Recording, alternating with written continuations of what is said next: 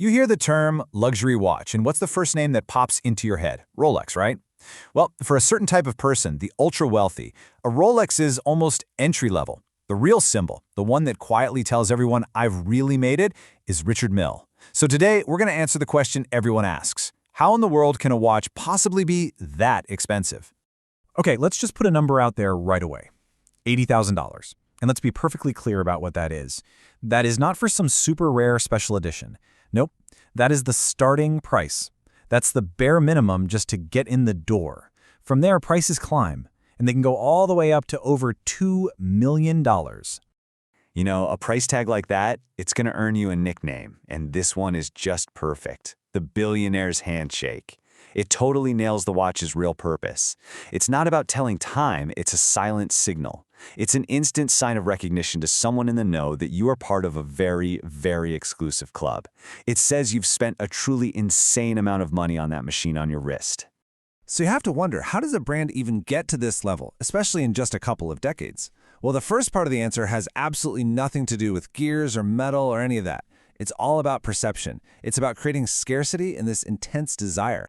This phrase right here is the key to their entire identity, a racing machine on the wrist.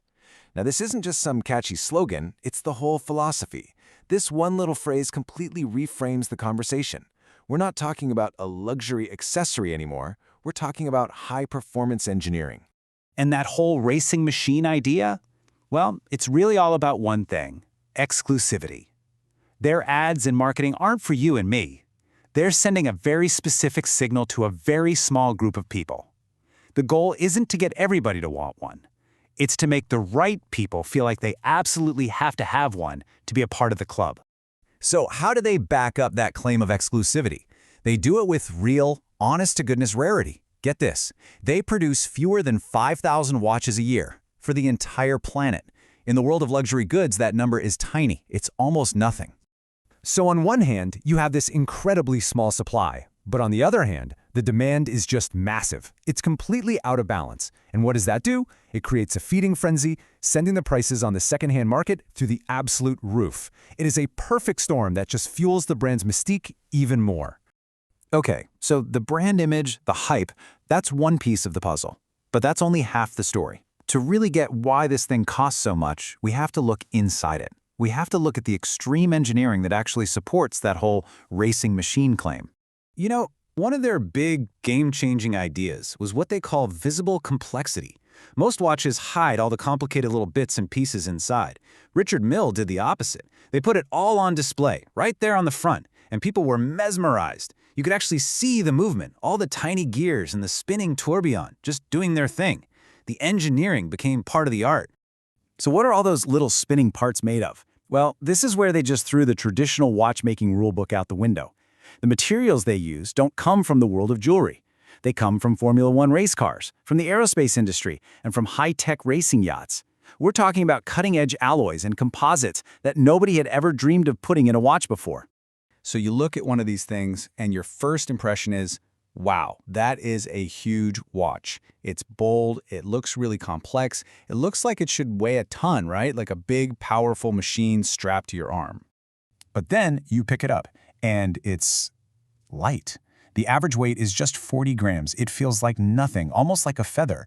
And that is the magic of using those aerospace materials. You get this big, visually impressive, super durable watch that feels like it's barely even there. It's a genuinely mind-blowing feeling.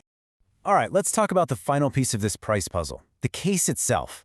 This is not just a simple box to hold the watch together. No way. The case is its own masterpiece of craftsmanship, and it adds a huge amount to the final cost. They're famous for this iconic sandwich case. It's built from 3 different decks, and every single one is curved. Because nothing is flat, getting them to fit together perfectly is unbelievably difficult. To keep out any dust or moisture, every part has to line up with a tolerance of 1/100th of a millimeter. That's thinner than a human hair. The level of precision is it's absolutely insane. And here's another crazy layer of rarity for you. When they create the carbon materials for the cases, the process itself results in these random swirling patterns. So just like human fingerprints where no two are ever the same, the unique carbon layering means that no two Richard Mille cases are ever exactly alike. Every single watch is, quite literally, one of a kind. And as if all that wasn't enough, finally, every single component you can see, every tiny bridge, every wheel, every single screw, is finished by hand. We're talking about incredibly time-consuming old-world techniques that require a master skill. This painstaking level of craftsmanship adds a tremendous amount of time and therefore cost to every watch that leaves the workshop. Okay, let's bring all these different pieces together.